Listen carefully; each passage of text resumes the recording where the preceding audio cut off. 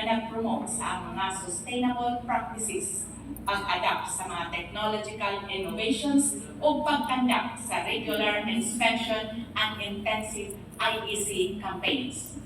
Kabahin sa watershed management gamit ang ridge-to-reef approach. Aduna kitay 17,000 hectares watershed na naglangkob sa biodiversity rich forest for core protection zone o 20,000 hectares na municipal water nga atong ipanghimusgan sa pagprotekta.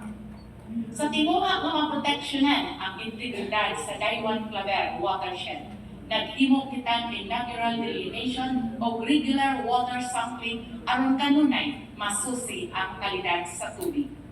Dugang pa mga lakang niini ang pagpananong o mga kahoy aron mapugnan ang erosion o ang pag-edukar sa katawhan mahitungod sa husto nga pag-dispose sa basura o ang pakikikollaborate sa mga mineral industry partners o NGOs para sa paglimpyo sa atong subak.